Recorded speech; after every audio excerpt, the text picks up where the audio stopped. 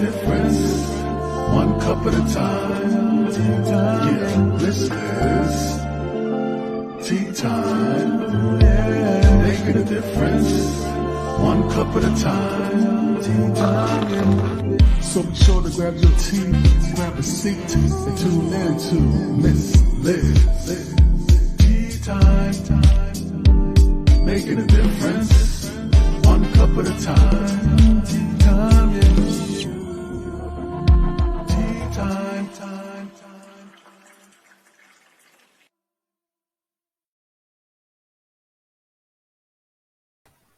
Well, welcome to Tea Time. That's right, it's tea time, and we're having afternoon tea this afternoon. So if you are in the Eastern Standard Time Zone, you are joining us in the afternoon. If you're the Pacific Standard Time, you are in the morning. And if you are in the MST, you are in the evening. So I want to thank each and every one of you for tuning in and checking out Tea Time. Today I have a special guest in the house. She is an actor, producer, and an author. That's right. She does everything. So before we start our tea time, I want to do just a little disclaimer, and then we're going to get Jen and Liz Berman in the studio, and then we will share and get to learn what her tea is. So the disclaimer for Miss Liz's Tea Time live shows. Miss Liz, myself, is going live using StreamYard. Before using or leaving a comment, please grant StreamYard.com permission to use your name. Please be advised that the content brought forward for any of my Tea Time shows hosted by myself, Miss Liz, is always brought forward in good health and good faith. However, may bring forward dialogue and opinions that may not represent my platform. The facts and information are perceived to be accurate at the given time of airing. All Tea Time guests and audience participation are responsible for making their good judgment in taking any action and may relate to the discussion. The content brought forward may include discussion for somewhere it may be emotionally at risk. It is significant to know that this show is engaging in discussion forums only to offer and inspire awareness and connection and is not providing therapeutical advice.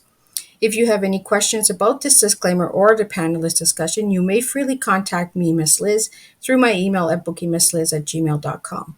Moving forward, should you choose to voluntarily participate in this show in any aspect, I myself, Miss Liz, welcomes you. And should you decide that this show at this time is not for you, I respect your choice and I will see you at a future show at a later date. Now, I want to bring in my guest, and I'm going to read off her bio and get her spilling tea with me. So welcome, Jen. It is incredible to have you here. So nice to be here, Liz. Thanks for inviting me. Well, thank you for coming. I am so honored to have you sit here and have tea with me today and get to know what your tea is and how you got started and all that. So what I've been doing lately is I've been getting the guests to kind of share who they are and what they do. But I'm going to do something a little different with you because your bio is truly incredible. And you are from Canada, so us Canadian girls, we have to support each other, right? Empower for empower. Yeah. So I'm going to read Jen's bio, and if I miss anything at all, Jen, please let the viewers and listeners know as well. For sure. So Jennifer, am I saying your last name right? Lieberman? Lieberman, correct. Yeah. Lieberman, okay. So the E is silent. Is from Maple, Canada, and holds a Bachelor of Arts in philosophy from York University in Toronto. She has appeared in over 30 stage productions in Toronto, New York, Los Angeles, Europe, and Australia, including her award-winning solo show, Year of the Slut, which her novel, Year of the What, was adapted from. In addition to her performance career, she has penned a number of screen and stage plays. Her short films Leash and Details, which both screen at the Fiesta du Cannes, Court, Métrage, among other international film festivals, as well as the wacky web series Dumpster Divas. Year of the What is Lieberman's first novel. To request additional reviews and copies of the interview with Jennifer, please reach out to Mickey Mickelson, who is handling her. So, Jen, did I miss anything? No, I'm just going to correct the pronunciation. So it was the Festival de Cannes Métrage. Oh, Métrage. I need to roll my French tongue a little. No, Like, I know it's not English, so I don't expect everybody to, to get it correctly, but that's what it was. well, thank you for correcting me. I always encourage people to correct me because that's the only way I'm going to learn, right? I'm the exact same way. I want to know if I'm doing something wrong. Yeah. So it is really a privilege to have you here. An actor, a producer, and a writer. Wow, you're. It sounds so much fancier and more glamorous than it actually is. Well, I have a lot of questions for you because I was asking Mickey as well when we were communicating back and forth, and he's like, "Oh, you could be asking her all these questions when she comes on Tea Time," and I said, "Oh, I sure will." Great. So, what got you into it all? Okay, so this is like a really silly, easy answer, but when I was a little girl, I wanted to date Zach Morris from Saved by the Bell. So I started writing episodes of the TV show to amuse myself and writing myself as like his girlfriend on the show, some like new character that shows up in Bayside and dates Zach Morris. But Zach was a cutie, like. Yeah, he was. And literally, I was like 8 years old, 8, 9 years old. And that's when I started writing. So, so writing and performing has always been connected for me because everything that I wrote with the intention of wanting to live the experience, So the fact that I act and write and produce, like it sounds like a lot, but it all kind of makes sense because my goal was always to kind of like create these stories that I get to live out. Whether it's theater or film, the novel was a real deterrent because you don't get to perform a book.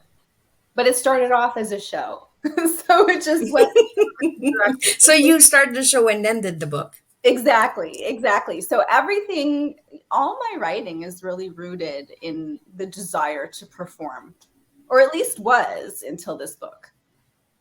So for the listeners out there and the viewers that are watching the replay later, how hard is it to be a producer?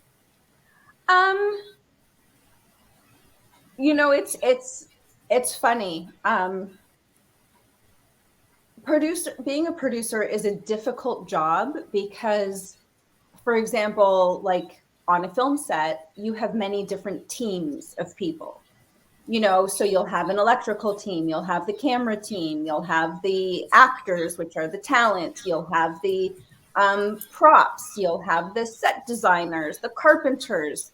So the producer is in charge of, it was like the head honcho in charge of all the department heads of all the teams. So there is a lot. And however, much easier to get a job as a producer than as an actor. Really? Or to sell a book. Yes, because way less people are trying to be producers and way less people have put in a decade and a half to develop those skills. Wow. So, even though I don't think acting is easy. Acting badly is easy. Well, we all can act bad, right? Yeah, exactly. So I'm not trying to put down my fellow actors and say like, oh, acting isn't a hard job. You just need a very, very, very different skill set. And you can get cast as an actor just for having the right look or the right accent or being able to do a special skill that nobody else can do. Like they need somebody who can fire dance. Even though you've never been in a production in your life, we need a fire dancer. So you're in the movie. So acting, I think, is one of the only jobs in the world where you can show up with zero experience and still be able to execute the job. Wow. Whereas a producer, you can't not have any experience and succeed in the job as a producer. It just 100% will not happen unless you were like managing other major projects in some other field that has a million other moving pieces.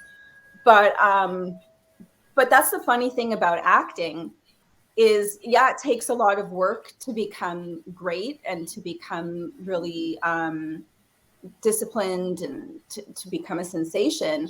But at the same time, it's also one of those mediums that you could just have the right look or be at the right place at the right time and get thrown into the role.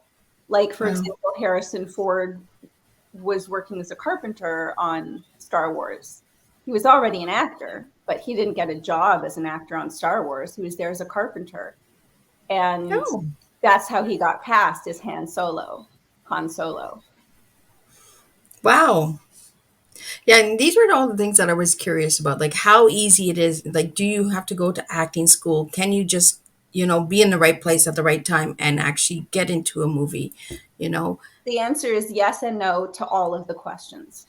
Because the way I like to explain it is, no two people in showbiz ever got there going down the same path. So there are no rules. It would be good if you knew a little bit about what you were doing. Well, a little bit of knowledge is good for anything, right? In life. But at the same time, there are lots of people with natural talent out there. There are lots of children. I've taught children. I've been the performing arts director at an elementary school. I ran an acting program at a studio in Santa Monica.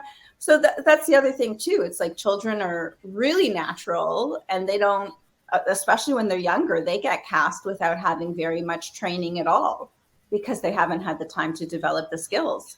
And it's funny because sometimes kids are better than adults because adults get too in their head and overthink everything, and kids are more in the moment and spontaneous and imaginative. So that's the thing. It's like, it's the hardest industry to get into, and it's the easiest industry to get into in terms of performance. So how did you get into it, Jen? Were you just in the right place, right time? Did you have a scout? Did you how did it work? Nothing like that. So I was writing for years and years and years, and it wasn't until I got into university that I kind of had the autonomy to go for what I wanted. So I haven't told this story actually, so this will be interesting. I was at campus at York University, where I went to school in Toronto, and there was a guy handing out flyers, seeing if people wanted to be movie extras. Oh. And I didn't want to be a movie extra, but I took the flyer anyways, and I called him and I was like, I want to be an actor. And he's like, well, being an extra is not being an actor. Being an extra is being in the background and filling space in crowd scenes and riding your bike down the street or walking a dog, being the other person at the restaurant who has no lines. But if you do want to be an actor and you're serious, there's a famous school in New York called the Neighborhood Playhouse. It's one of the best acting schools. And there's a guy in Toronto who teaches the technique. Give him a call. And that's literally how I found my first acting class. I started studying with Tony Pierce at the New School of Drama in downtown Toronto. I did a 2-year Meisner technique program there. And while I was there, I also came to New York for the summer to go to the Neighborhood Playhouse, and learn at the actual school. And,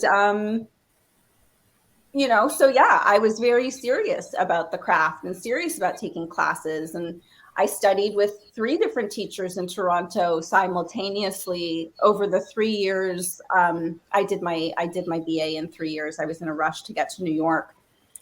So she was moving fast. Yeah. So I also did like a 2-year Meisner program while I was in school, and I studied on camera classes with a character named Glenn Bang, and I studied sense memory and Strasberg's technique with a woman named Miriam Lawrence, and I continue to study till this day. I'm in 2 acting classes a week. I'm in a Shakespeare class every Thursday, and I'm in a acting technique class every Wednesday. So I'm actually playing Hooky from Shakespeare today to be able to talk to you. Oh. Well, I really appreciate you taking the time to have tea with me, Jen. And Yeah. it is nice to know, right? Because there might be people out there that have a dream of acting and are not aware of how you can get into it or the work and the process. Because it's a, like you said, like you're in a teaching class, acting class twice a week. So, you have to continue to build that, Yeah. right? So this is the other thing. This is what a lot of people don't understand about acting. I'm such a nerd, like on this subject. So just tell me, That's okay. That's what Ricky told me. He says she'll be good to ask all these questions too. okay. So if you're a musician, nobody would expect you to not play your instrument for 6 months and then go do a show. If you were a dancer, nobody would expect you to not be in a dance class or stretch or warm up or dance for 6 months straight and perform at Lincoln Center. Nobody would expect a painter, to take off 3 years painting and then make their masterpiece, or even a writer, you Yeah. know, so that's the thing. But I think writing and painting are a little different because that's imagination work, whereas dancing and instruments and acting, we are actually using our physical body and our emotions as our work. So in the acting world, we call it the acting gym. You wouldn't go to the gym, lose 30 pounds, and say, I'm done, and never go to the gym again and expect to have that bod Yep. for the rest of your life. It's just insane. So that's the thing with acting in terms of like having your instrument ready, which means having your body in shape, having your voice in shape, having like, do you have accents accessible? Like, so this is another fun story.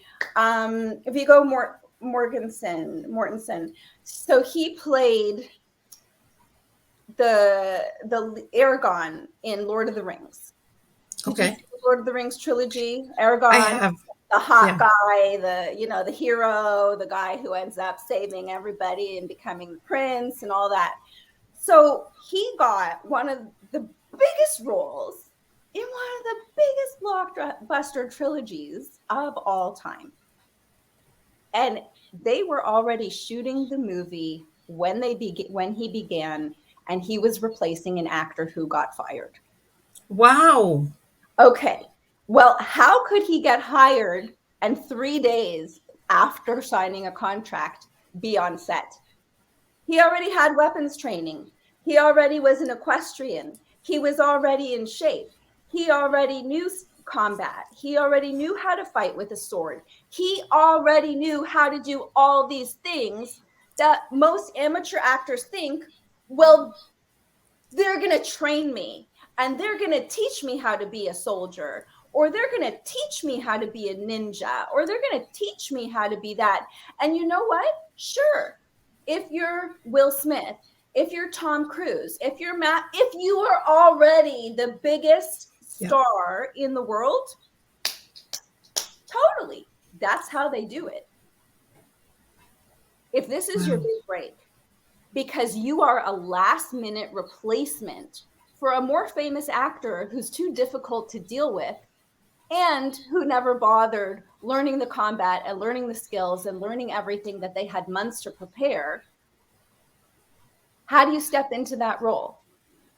How do you step into that role if you're not ready? Exactly. Or even like, But he did an awesome job. Like he did well. he was phenomenal. Well, first of all, Right? he was already a phenomenal actor. He just didn't have the recognition, that the other Yeah. one. Because that's the other thing too. There's so many phenomenally talented people that we will never know. Yeah. Whether they're writers, musicians, poets, artists, dancers. There are so, you know what I mean? So a lot of it just has to do with timing, has to do with doing the reps, and has to do with being prepared.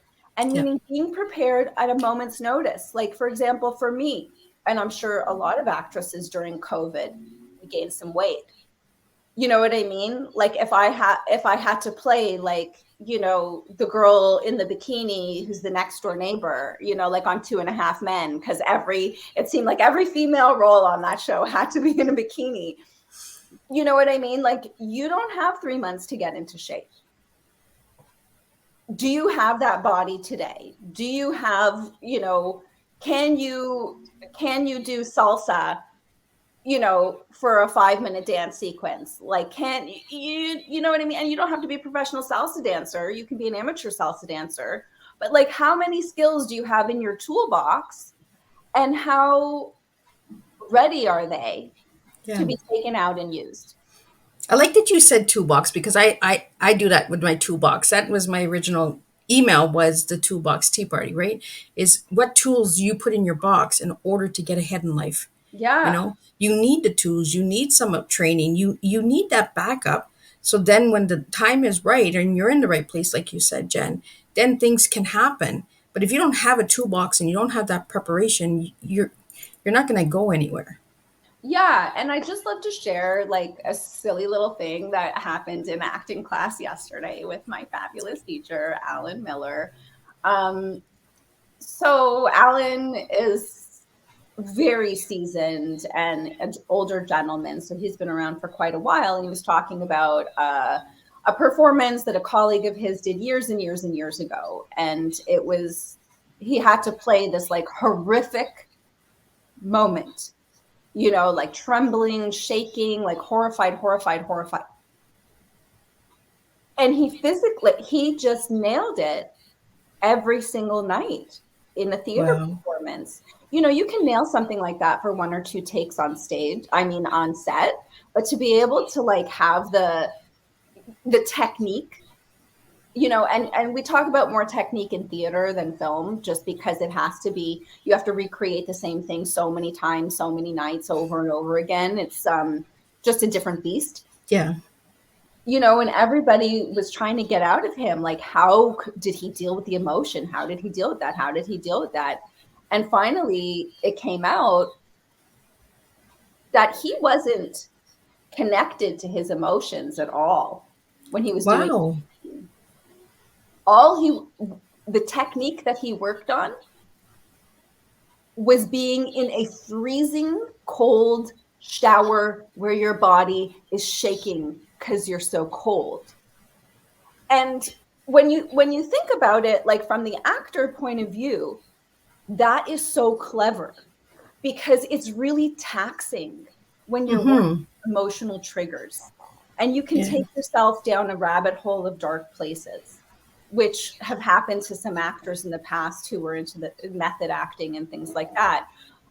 And I'm speaking from experience, because years ago I played a mentally challenged girl who was raped and murdered, and this was a stage production, and I literally had to perform like an onstage simulated rape scene.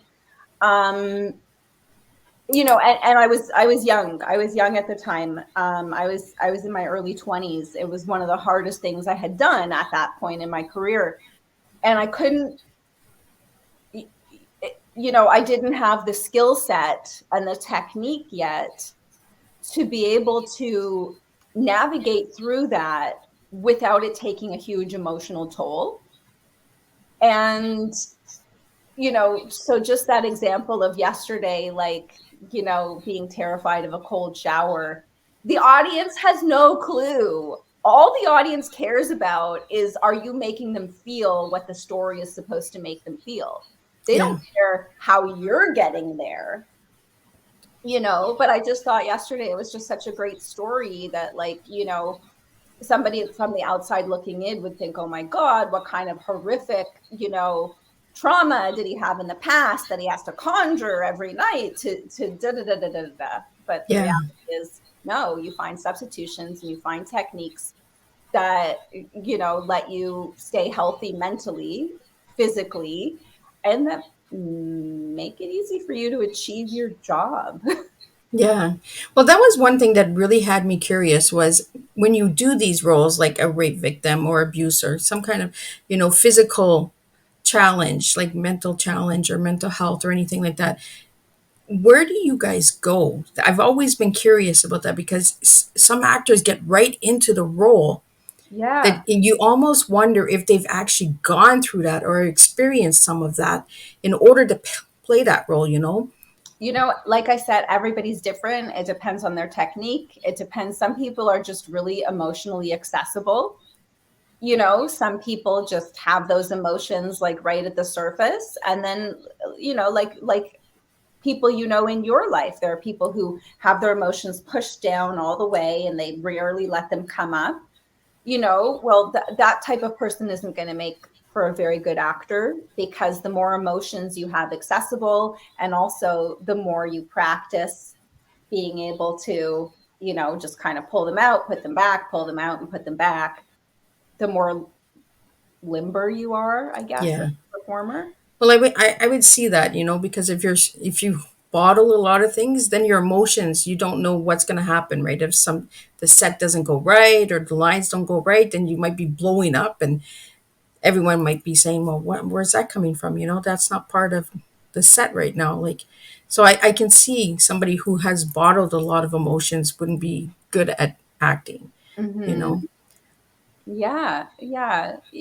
But once again, like it takes all types, but that person might make a great stand-up comedian, you know? And I always wondered about that because most comedians are always taking like low shots at something painful, you know, because a Yeah, way of expressing themselves, and they'll get a laugh out of it instead of a tear. yeah, a lot of comedians are self-deprecating just because it's easier, especially now in like the climate of cancel culture, where it used to be in comedy, everybody is fair game. Yeah, Like we discriminate against everybody equally in comedy because, being able to poke fun, being able to, it's part of what comedy is. So, but I think especially now with the cancel culture and it being so hard to talk about any topic, self-deprecation is like the only way to go. yeah.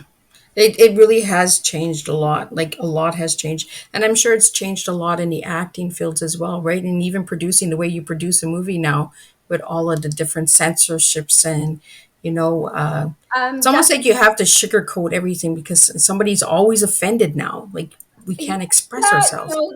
certain subject matters, well, there's one thing. There's so many things. It's such a broad topic, Yeah. because it's like on the one hand, it's like we need our checklist.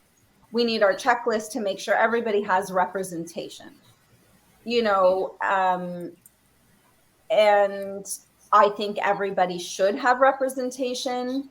And my first couple of short films, I was very keen on having an all-female team, female producer, female writer, female cinematographer, female editor, female director. You know what I mean? Like in both of my short films was all female crew, principal crew. That was really important to me. And now that I've done that exercise, so to speak, I worked with some great people, but now I'm just interested in the best man for the job or woman for the job, period. I don't Yeah. care. I don't care about, checking a list of making sure everybody's included. And especially at my scale, like I'm not a big corporation. I'm working on independent projects, and generally I work with my friends and people I know and who are willing to work at the low budget rate that I can pay them. You know what I mean? So that's the other thing too. It's like I want to work with the most talented people that I get along with, that I can afford. And and that's usually the decisions that's usually what drives decisions in business. Yeah. Is this the best person for the job? Are they within my budget? Are they somebody I get along with? And a lot of times it's really hard to check all three of those boxes, let alone having to check off all the other inclusivity boxes. And but the reality is we live in a world of color. There Yeah, are we do. all different colors of people. There are going to be all different races. There are going to be all different sexual orientations, because come on, we're working in the arts, Yep. you know? So like, I'm not as concerned about like filling quotas and things like that. I don't even know how we got on this subject. I'm sorry. No, that's okay, because that is also part of what you do, right? Is Well, you're well, yeah, you know, and like as a producer, I kind of have to make those decisions yep. about, putting the teams together. And and it's funny because I still am very adamant about making sure there's a diverse visibility, like within a script, Mm-hmm. in terms of like the casting, but because that's different, because that representation is very different, because that's the face of the project. Nobody's seeing who's working behind the scenes. Yep. You know, in I feel like I'm digging a hole for myself right now. No, because I think it's important that the viewers and listeners out there know how difficult it has been, the change and the time, because I've, this is how I feel. I feel like we have come into a time in our lives in the world now that we have to sugarcoat and babysit everyone. We're not able to express ourselves. So we're not, I feel like we're losing emotions, we're losing connections, we're losing humanity, because we have to fill it in all these boxes. And people are getting tired of feeling, okay, well, I'm in this box, I'm in this box, I'm in this, okay, I'm not in this box. So, we're all in these different boxes, and we need to get out of the boxes and start being human again. Well, the thing is, it's because we now live in a box, which is our computer or our Yep. tablet or our phone. So our life is in a box, and because we live in this global community, all of these like subsets of groups of people are able to like find each other and then convince themselves that their mentality is the norm. Yep. And they go on a crusade to try and infiltrate, mainstream thought with whatever, kind of fringe ideas they're discussing online, whether Yeah. it's the flat earth thing or whatever. But also, as we were talking, I realized that my next project, there's only 3 actors in it, and we're 3 white actors. And I'm just like, oh my God, how can we be 3 white actors? And it's like, well, actually, it's like there's a couple, and none of the actors are getting paid, and I need to cast someone who's already comfortable with me and who's willing to, do the intimate scenes and things like that. And I've already played his wife in the past, so that's kind of seamless. And then the other dude is just doing the director a favor and showing up for like a couple hours, and then people get all up in arms about like, you have no diversity in your cast. And it's like, we also had no money to make this. Exactly. And you're pushing the limits by saying, you know what, there's no money, but we're still giving you a product. We're still giving you something to enjoy at the end of it, And I'm a big person on, you have to give a little to get a little, right? And like you said, none of these actors are being paid, but it might be the big break that they do something in this new project that you have coming that will open a door for them. Sometimes we have to give and take. Oh, exactly. This is a huge business of bartering, getting in kind. Even you'll come off of your biggest paycheck and then go right to a free project, either because you want to support the director, or it's a role that you love, or it's something you've been championing. You know what I mean? So there's not a lot of consistency, and there's not a lot of rhyme or reason, but that's also the fun of the business. Exactly. And I like that, because you open the door for others and say, you know what, I don't have the funds for this, but I would really love to have you in this project because I believe in you, I've worked with you, I know what you're capable of doing. Yeah. And I think also, especially after the pandemic, there are many of us who haven't had an on-camera acting job in 2 years. Yeah. So that's a long time to not have a piece of new footage as an actor. You know what I Exactly. mean? So even my colleagues who are working on this project with me, it's a very short film. It's a 1-day shoot. It's a 5-minute little comedic kind of sketch piece. And I have a friend who got a corporate kind of filmmaking job, and he wanted to collaborate on something more fun with his friends, and that's kind of how this thing came about. But yeah, like even for me, like I need more footage. Yeah. You know, just relevant, updated footage. You know, and that's the thing. It's not a huge commitment. I would never ask anybody to work for me for free for 10 days, but for 1 day, Yeah.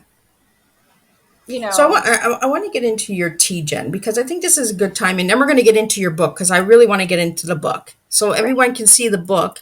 The ones that are watching viewing the live video, you can see the book. You can see Jen holding her book. So we'll get into that. But I want to get into your tea. What is your tea, Jen?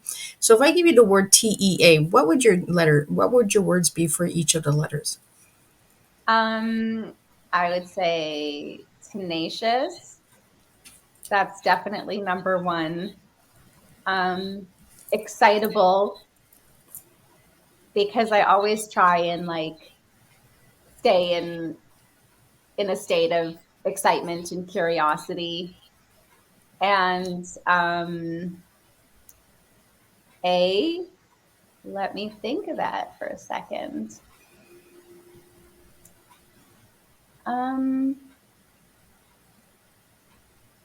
Annoying. Oh, I've never gotten that one yet. That's a new one. That's a first.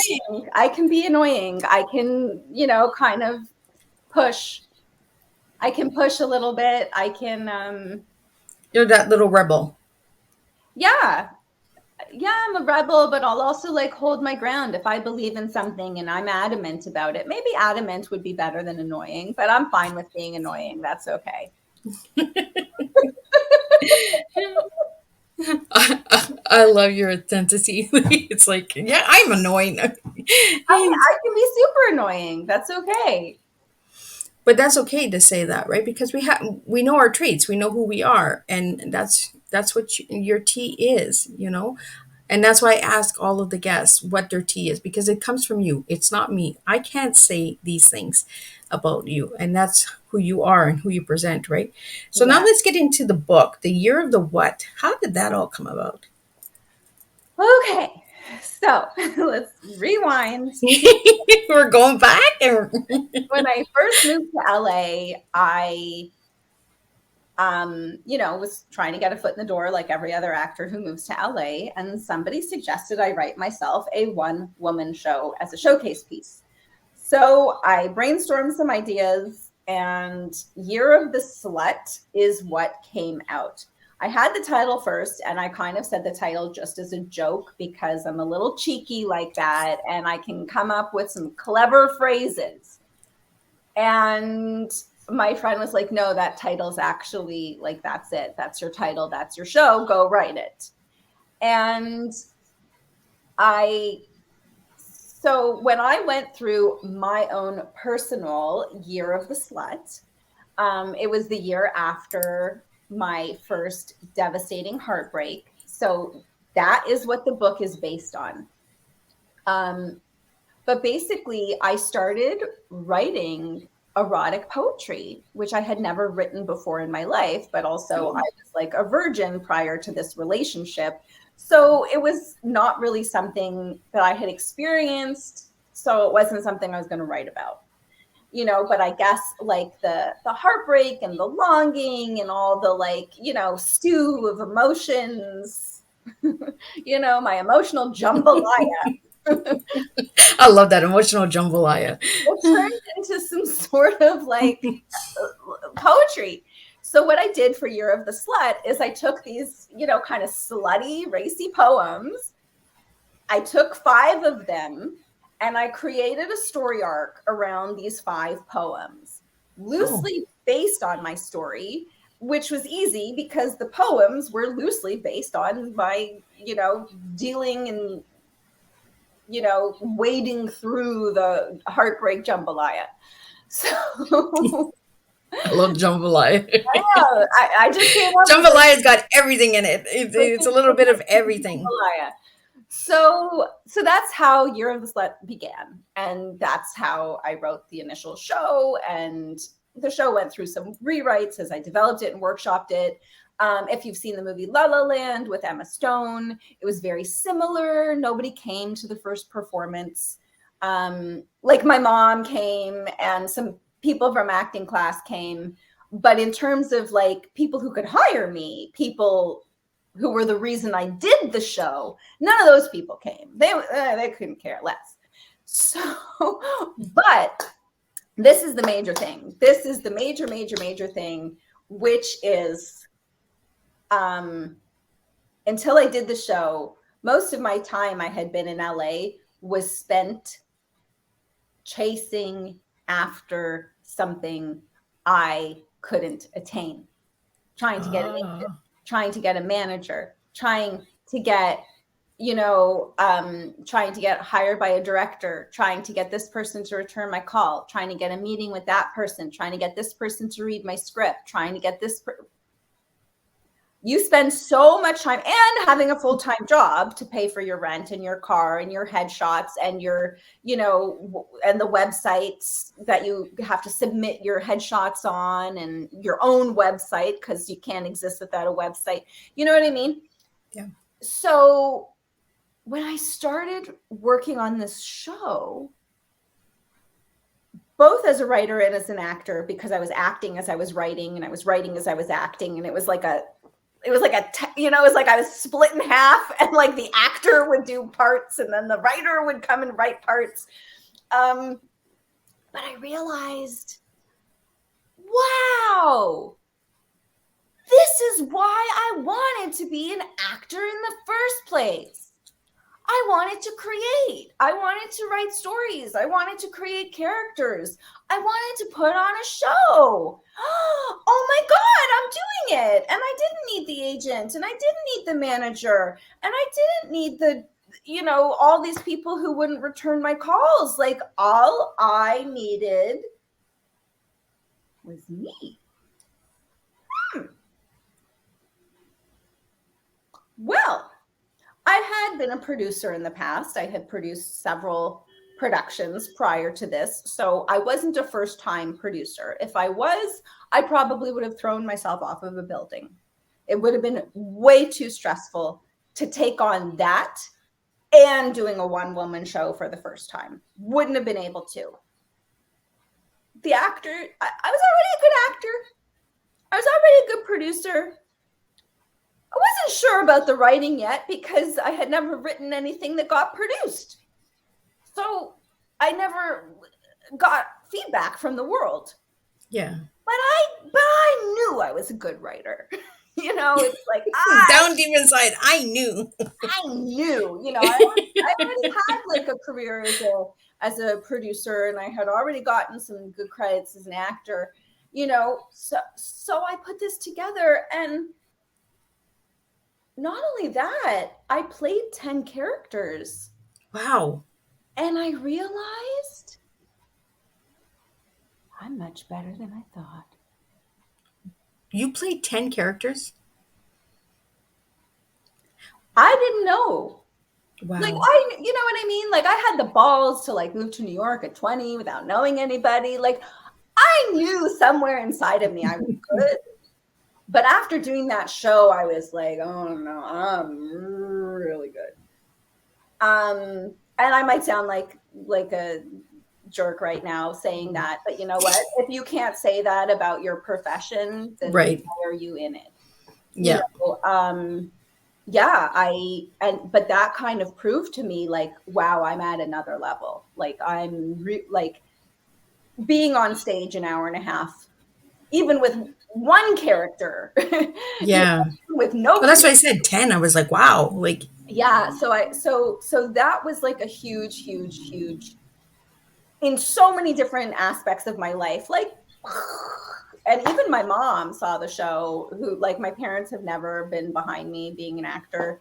I come from a traditional Jewish family. I went to private Jewish How dare you be an actor? is even though there's a lot of Jews in show business, it's not what your parents want for you. They want you to be a doctor, a lawyer, an accountant, something like a professor.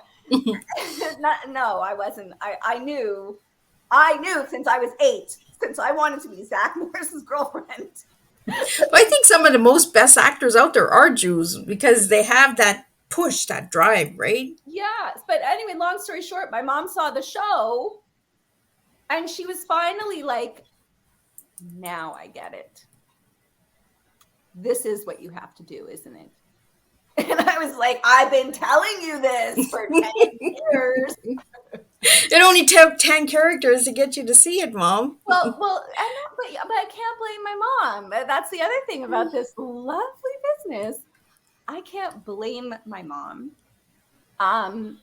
She didn't see the production where I was the mentally challenged girl who was raped and killed. Because I think if she would have seen that, she couldn't make it to New York for that show. And that's the other thing, too. I did a lot of, some of my best work my parents never saw, and it was on stage. So it's gone, Yeah.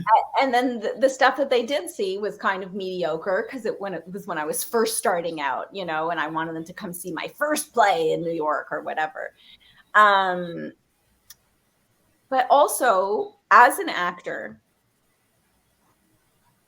you don't get to choose. Oh. They choose you. They choose you for the job.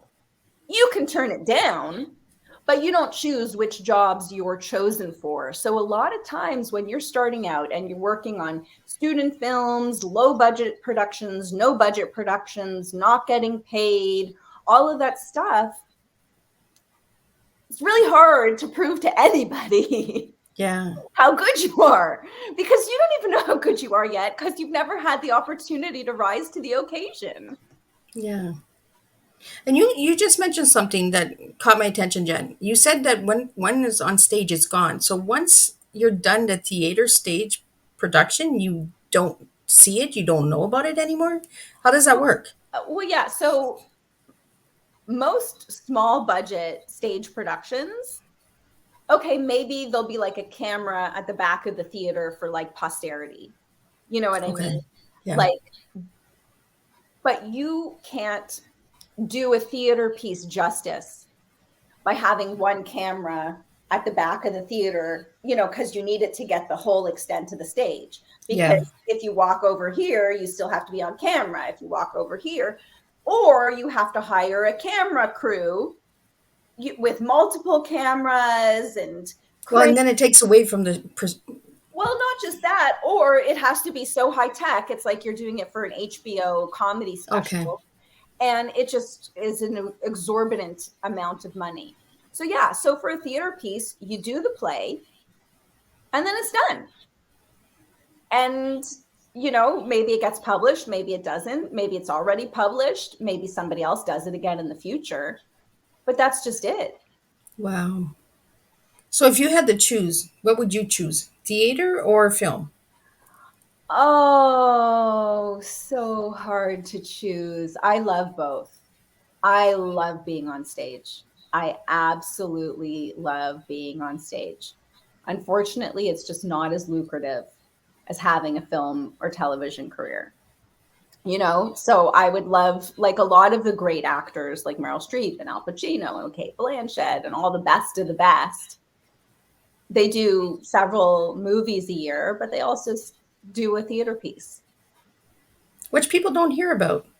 No. Al Pacino played Tennessee Williams at the Pasadena Playhouse in a play a few years ago called God Looked Away.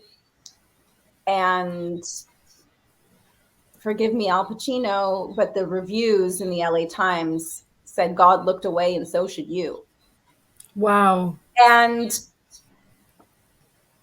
forgive me, Al Pacino, but, to be an aspiring or, actor who hasn't quite hit their stride yet, and to see somebody like Al Pacino take on a role he's not right for, try his best, kill himself trying to do it, get torn apart by the critics, still show up every night, still do the work because he's not finished growing as an artist. Wow. He didn't have to do that play. He didn't have to get a single bad review. He can still do blockbuster movies being the Al Pacino character that he is and do just fine. But it shows you that they still want to grow, right? Even though their name is made, they still want to grow. They still have that open mind of, let me try it. Let me see how I do. Well, you can't be a creative person without having that curiosity, without having that desire, without constantly trying to create new things. That's what a creative does. But anyway, so we'll take it back. But so the show ended up winning an award in New York and had a racy title, Year of the Slut. And everybody's like, this would be a great chick lit novel. You should adapt this into a novel.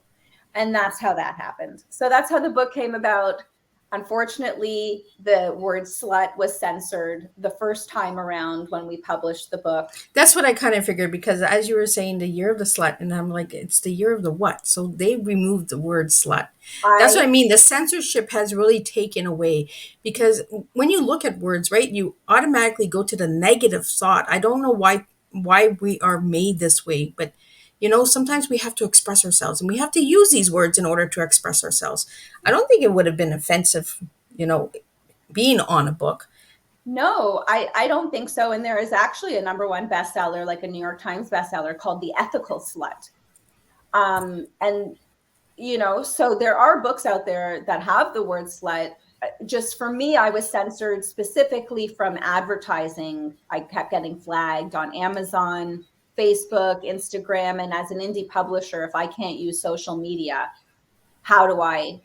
if I can't even advertise on the platform where I'm available, how? So it took a lot of soul searching, but finally I decided, I don't know if you're familiar with the term, you can be right or you can be happy. I've never heard that one. That's a new one. Okay, so that's a really great phrase that I heard in like a personal development workshop about 10 years ago, and it lives with me every day because it's basically about pick your battles. It's Right. like, for me, I could be right by having the best title without being able to sell the book. Well, how does that make me happy? Like all the work that I put into it and not being able to see any results. Mm-hmm. Or I can be wrong. I was wrong to choose that title. How dare I take that word? I can be wrong and change things. Yep. And become successful and be happy. Exactly. I like that because I've never heard that expression before. Yeah. So that's what happened, because a colleague of mine, the book had been dead for a year.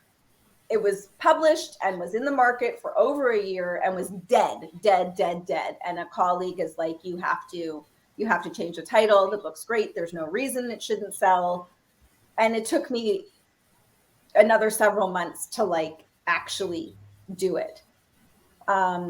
Because the title is what grabbed everybody's attention. And once again, in terms of climate, like when the show was going on in New York, there was never an issue buying ads in the Village Voice or Time Out New York. I had no problem advertising in print. I had no problem advertising on their websites. But yes, in the past few years, I think especially since the Me Too movement, things have gotten hypersensitive, and especially a book called Year of the Slut, written by a female, that's a female coming of age empowerment book. Yeah. Clearly we're playing with words here. Clearly. So Jen, any final words that you would like to leave with the guests today before we wrap up your tea time? I want to thank you all for tuning in, first of all. Second of all, I want to encourage everybody to make your own break, which is what I did with creating my show and then creating more projects after that, and deciding to self-publish my book after all the rejection, and deciding to change the title after the first one was a failure, And you know what you're destined for, and only you know what you're made of. So it's your job to be able to shut out everything else and find your way down the path. Well, thank you so much, Jen. And before we wrap up your tea time, I want to get into really quickly before we wrap up, what is Make Your Own Break? Oh, so Make Your Own Break is also my consulting business. So I help other actors, writers, creatives figure out a path to navigate how to make their own break. You know, sometimes it's giving people feedback on a script. Sometimes it's taking their script, breaking it down into a budget and a schedule. Sometimes it's executing the whole project for them. Sometimes it's helping actors develop a piece or helping them find a writer who has a piece that's good for them as a showcase. This is a collaborative industry. And, you know, I think a lot of people, not just in this industry, but just in life in general, it's like, oh, well, you know, when I get the agent will send me out for the big jobs. You know, well, that may or may not happen, but even if you're going out for the big jobs, doesn't mean you're booking all the big jobs. And in the meantime, how do you keep getting better if you're not actually putting in the reps every day? If you're not, you know, even doing 5 minutes of stand-up comedy or making a little 5-minute film like I'm doing next month, you know, I'm fundraising for my big feature film. You know, I have money raised for that. I'm in, you know, I'm talking to different producers and figuring out logistics. But in the meantime, that project might take another year to get off the ground. I'm not going to not do anything. Well, thank you so much. And I love it. Make your own break. Like, you have to get out there and do things for yourself. You know, you can't just wait for things to come knocking on your door and saying, it's your lucky day. No, and usually it's when you've spent 20 years working on making your own break that the huge door opens and all of a sudden you're an overnight success. Ta-da! Today is your day. Like, because I'm sure you've heard of the phrase work begets more work. Yes. You know, so even if you're starting out or you're an out of work freelancer or whatever, you know, taking a couple of gigs for either free or, you know, barter or whatever, just so you have stuff on your resume, just so you have something in your portfolio, like, you know, just. Well, you have to build it, right? You have to build yourself. You know, if you wait for everyone else to build you, you're not going to get anywhere. You know, because you're the best person to build yourself is yourself, because you know you, you know. Yeah, and the thing is, nobody cares about you. Exactly. Everybody cares about what you can get them. How much money can representing this person get me?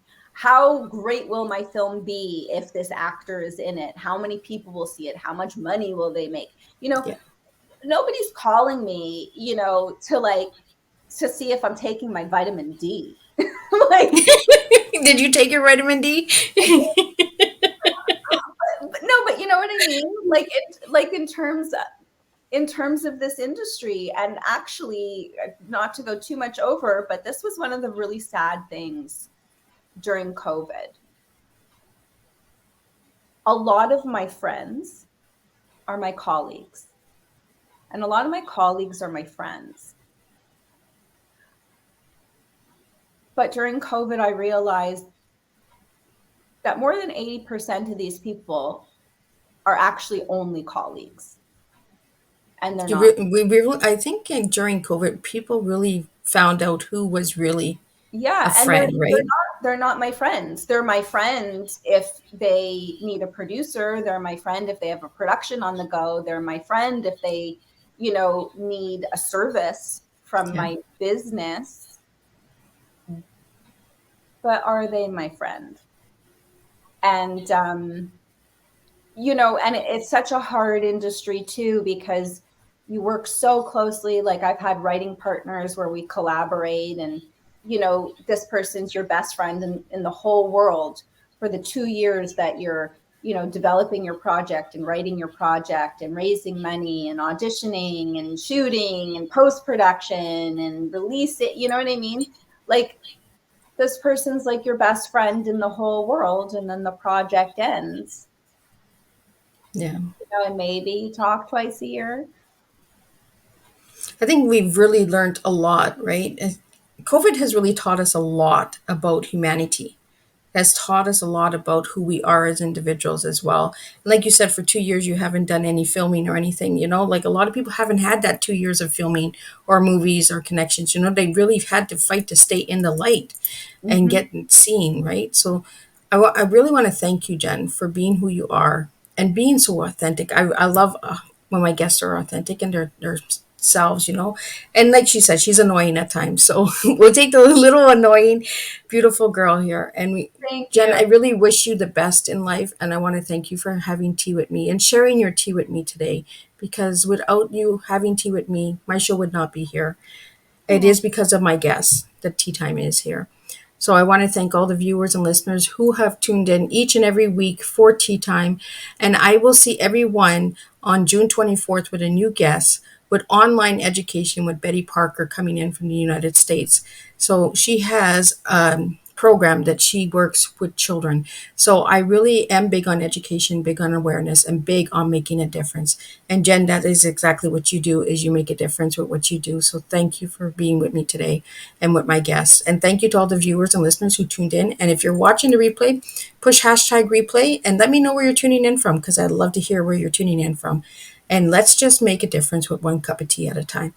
So I will see you June 24th at 7 p.m. We are having evening tea with Betty Parker. thank you, Miss Liz. Thank you, dear.